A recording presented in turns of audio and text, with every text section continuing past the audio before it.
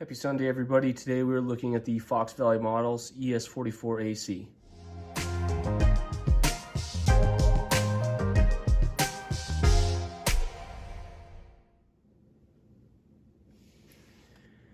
Okay, so before we get totally into this review, I've had this model for a long time, and I have had a couple other Fox Valley ES44ACs in the past, and the older models that I owned, I had a pretty serious problem with, and so I sold them off.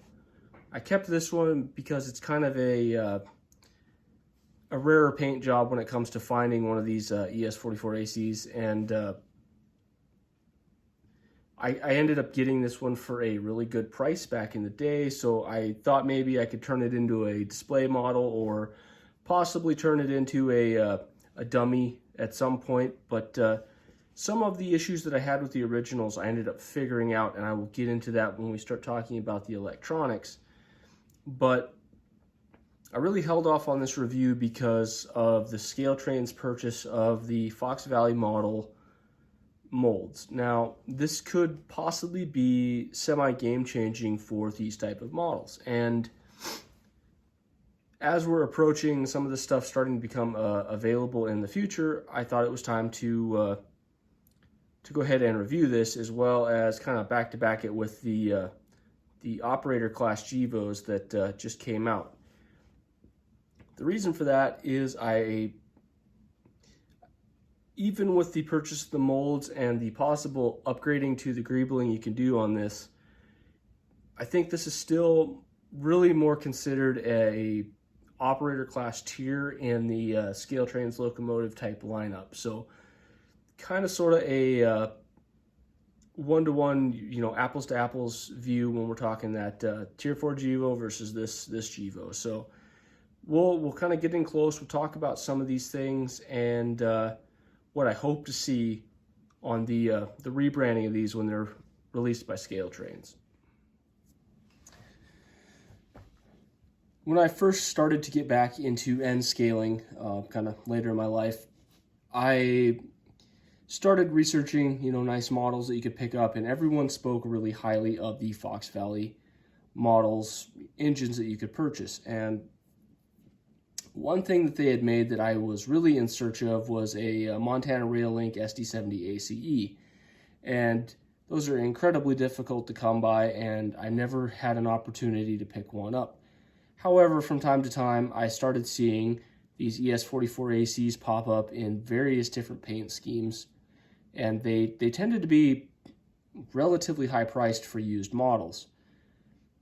I kind of sort of started watching, and I ended up finding a lot of 3 of them, this model included, that ran through eBay, and they must have had something misspelled or something, because I ended up sniping kind of the deal. Now, it came with 2 of the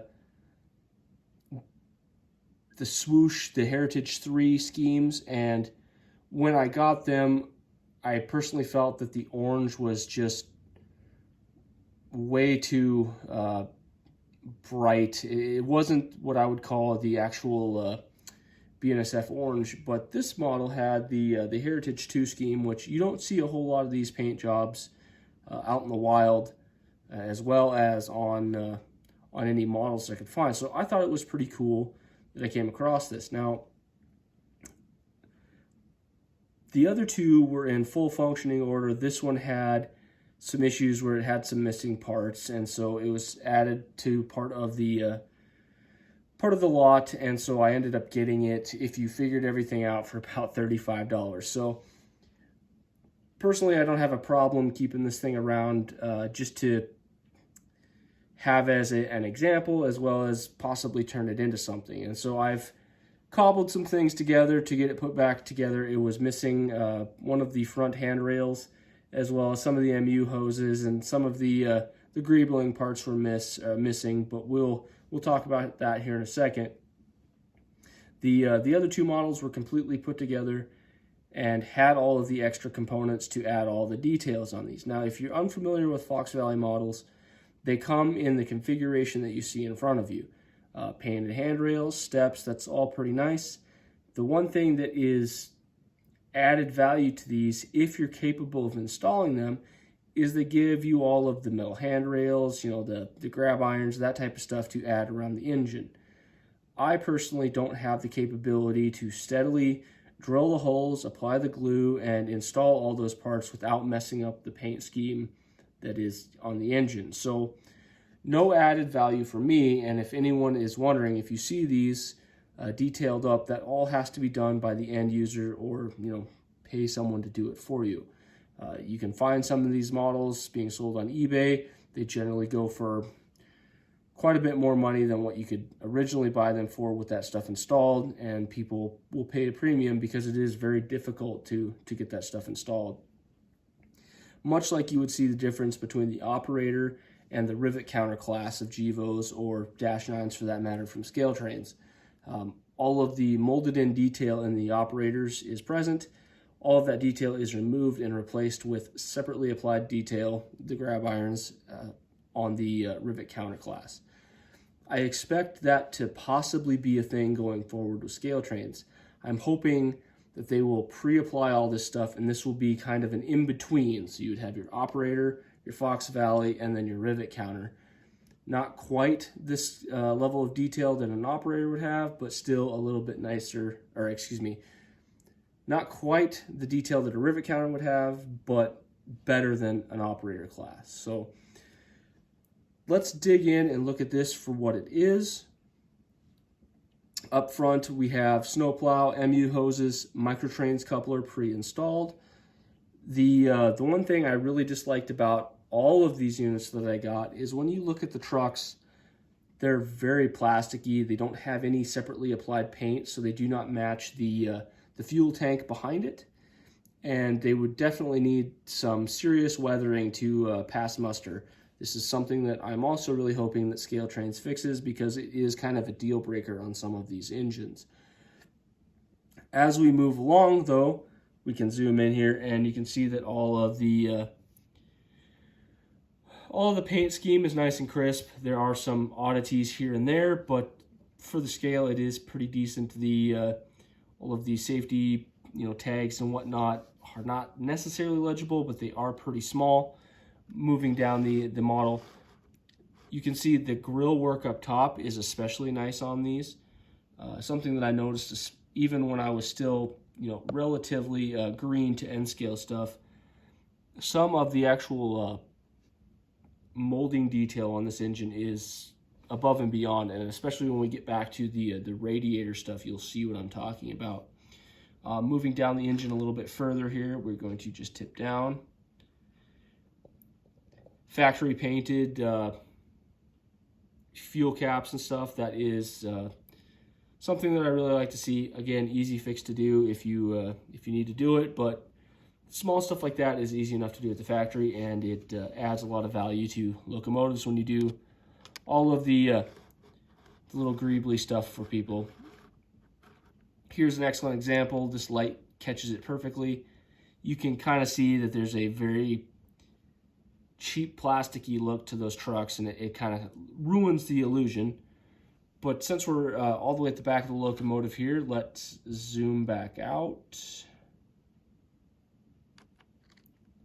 and just go ahead and tip.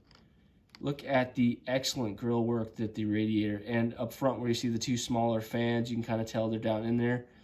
This I don't have any Kato ES44ACs anymore, but when I did set them side by side, you could really tell that this is above and beyond, what you would normally see from a Kato. Also, I forgot to mention, if we come back here, look at the exhaust pipe.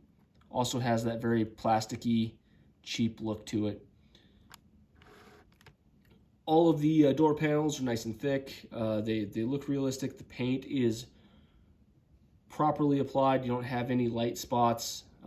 I have magnified the area up here by the BNSF. You can see that possibly there are some paint breaks. It's actually more shadow. I've magnified and looked at that. The paint on this is pristine front to back. I just wish they would have hit the trucks with a little bit of paint. Before we move on to the electronics, I just wanted to get a good view of this. This is one of the neat things about these models. There are quite quite a few ES44ACs that BNSF ordered that had the lower tail light there. Most of them that you see that say Kato's and what have you have the higher tail light. So neat little engine specific detail there that you won't see on all of them. So kind of a cool little thing to talk about should you have it on your layout and people see it. So before we talk about usability, runnability, electronics, I need to talk about why I got rid of my other two models.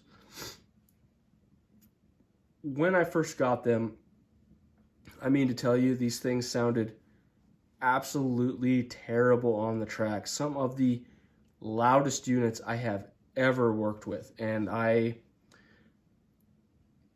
now know why it was happening, but I have complained in the past about how terrible older Atlas engines were for loud gear trains and whatnot. These Fox Valleys were there and far above. Something about these that you need to know is the worm gear to the main cog drive gear on your trucks needs very regular greasing. And after a bunch of testing, when I was kind of green to this, I came to the conclusion that they needed some more grease, and they were pretty dry. I'm not sure if that's how they came from the factory or not, but you do a good solid service and 80% of the noise went away. However, at that point I was still using NCE and Digitrax decoders.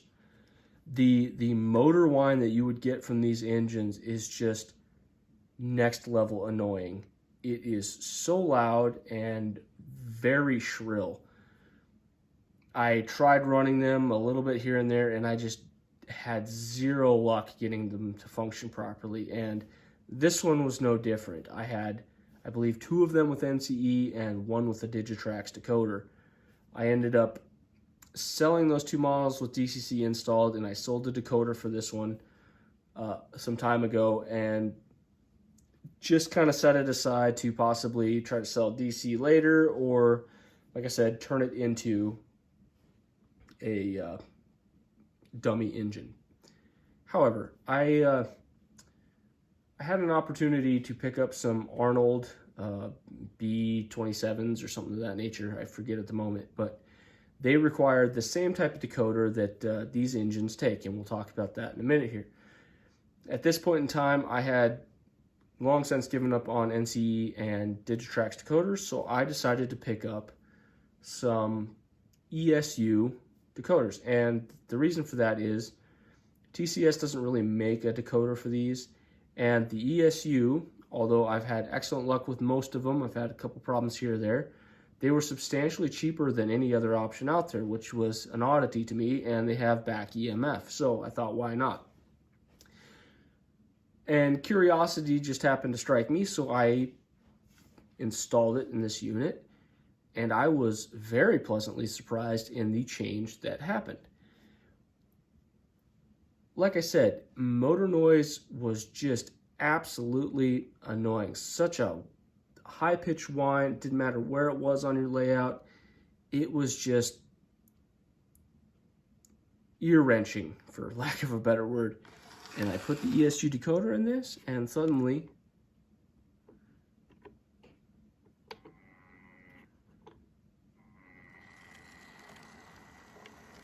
a nice, quiet, running engine. And so I knew that this was a thing. I have heard about it online, that decoders can actually cause engine, or I should say motor whine in certain circumstances. Some of it has to do with the initial jolt of power to get the engine moving can cause motor whine, as well as the refresh rate that the DCC signal is going, or is being decoded, and then the pulse widths that go to the motor to manage the voltage.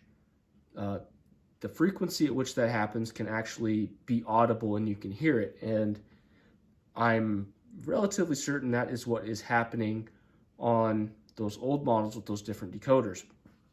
I also recently ran into the same problem while I was working on these new Gevos. And I did find a solution to it, and I will go over it in our review next week.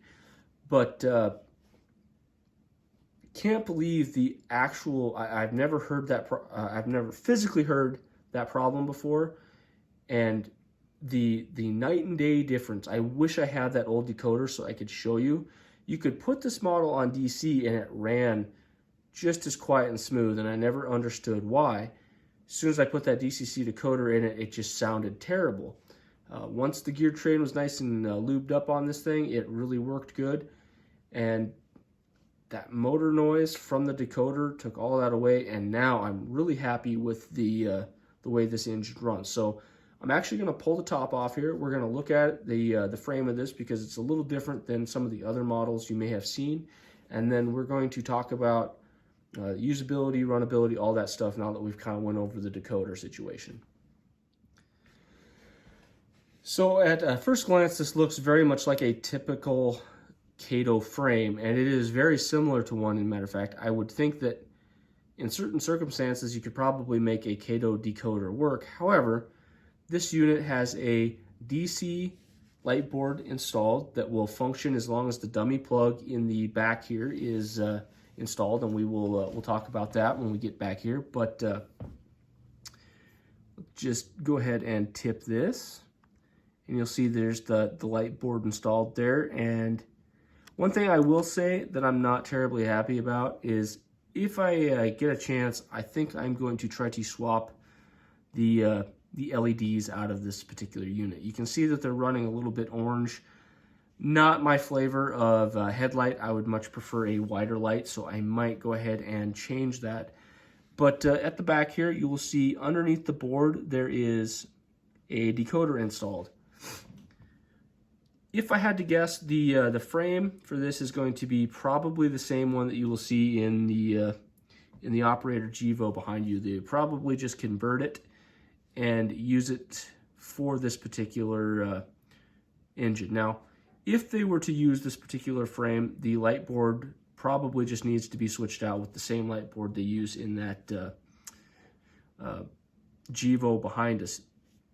The new Scale Trains engines use a very similar design to this. However, they have the Next 18 connector instead of just a standard 6-pin decoder. So honestly, this is going to be real similar to what you'll see probably when these get released in the next batch. One thing to note when installing these 6 pins, they never really tell you which side is supposed to be up. In my experience, it does not matter which direction you put it in. It will still take all of your decoder commands. You can program it. However, you just won't have motor control. So I would recommend programming your address and all that stuff with the shell off. The shell comes off just like a standard Kato. Just kind of either use the box method where you kind of drop it on the corner of the box, or just carefully wiggle it off. Keep the shell off. Do your address, change a couple of settings, whatever you do there, and then make sure the throttle works. If the throttle doesn't work, simply remove the decoder, flip it 180 degrees, and plug it back in, and all of a sudden you'll notice your motor will be working. I really fretted about this when I was first getting into N-Scale again, because decoders, there's a whole lot of you should have Kapton tape everywhere situation and every forum you read just to make sure you don't short out your decoder, and it's true. So I was super worried that I'd install one of these backwards because there is no indication on what way is up on any of them, the NCE, the Digitrax, or this ESU. So honestly, had no problem ever shorting any of these out. If they didn't move, I just flipped the decoder and we're right to rocking and rolling. So let's put the top back on here, and we will talk about usability, runnability, and all that jazz. Proper decoder installed. I don't have any of the old ones to test against anymore. I got rid of them all. But with a good decoder installed and a good maintenance schedule on this, it does require regular greasing on that worm gear. And if you watched any of my running videos last week when this was in consist with those Gevos, the Scale Trains operator ones, I'm hoping that you could pick up on the gear whine as it was coming in and out of curves. That is a dead giveaway that the worm gear and the main drive gear for the trucks are not interfacing properly, or they are low on oil, or grease in this case. They tend to make a lot of noise when they're shifted slightly out of perfect alignment. Down the straights, this thing would run quietly. As soon as it came into a turn, it really picked up that gear whine. A little bit of grease, and that'll clear that issue right up. So you get one of these and make sure that that has been taken care of. It does have to happen pretty regularly. I have noticed while I've been testing this thing again, it tends to run through the grease pretty quickly, which is odd. But it can be a thing, especially in situations where the drive gear and the worm gear aren't perfectly aligned. That's going to shave a lot of grease off and throw it in a direction or what have you. But it does run nice and smooth once you do that. Also, proper decoder, I think, probably helps the pulling power on this as well. The back EMF is really making a difference. The pulling power, however, is not as good as some other engines with some respects. This particular engine is heavy for its size. It is 118 grams, which is on the higher end for engines of this particular size. It can handle 8 cars at 20 scale mile per hour, 8 cars one tie at a time. Again, we have back EMF, so that is kind of a maintained number. 100% stall out with 9 cars. The one thing I will say, it had to have a bit of help while I was doing this, and I don't hold it against it because it actually might have harmed the 20 scale mile per hour pulling power test. The front snowplow tends to hang a little bit low compared to some of my other models, and as it enters the grade, there's one particular bump there that it can get caught on, and it will minorly stutter at the 20 mile an hour. It has enough momentum to kind of get past it. One tie at a time, I had to give it just a little nick to get by that, and it was just starting the grade, so essentially it was hindering its pulling power. Once you got past that little tiny bump there, it's just a little gap in the rail where I didn't quite get my solder joint perfectly aligned. It was able to pull it up. So just full disclosure, I did kind of mess with the results a little bit there, but I still feel that they're relatively accurate. Usability, runnability, pretty decent on this particular model. Slow speed control with an ESU decoder installed is absolutely acceptable. One tie at a time is achievable. However, this particular model is in fact totally different than everything else I have on my layout. Different gear ratio, different motor, different decoder for the most part. So no standard settings for speed matching can apply to this. I had to go through an actual, proper speed match procedure to get this to run with those GEVOs. It took me a little bit of time. It's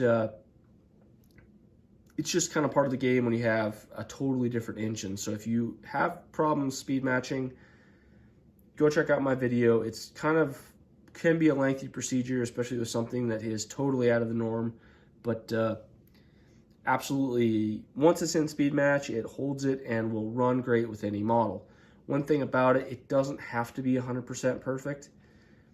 This particular one has excellent designing when it comes to the geometry of the engine. So it looks scale and it absolutely functions on everything. I don't have any 9-inch radius. The smallest I have is 12, but around all my radiuses, through little humps and bumps, as well as the transitions between grades, whether it's being pushed, pulled, slightly out of speed match, in perfect speed match, going through a turnout, into a turnout, being pushed, it just functions. Everything about the geometry and the ability for the wheels to stay on the rails is perfect with this machine. 100% a set it and forget it model. Fox Valley really got that right. I don't know who did the designing of this, or if it was kind of a copy of Kato or what, but I had many more problems with my Kato ES44ACs when I had them. This thing, now that it runs quietly, is absolutely a beautiful runner when it comes to going through any of my my particular turnouts or up and down grades. I forgot to mention this. I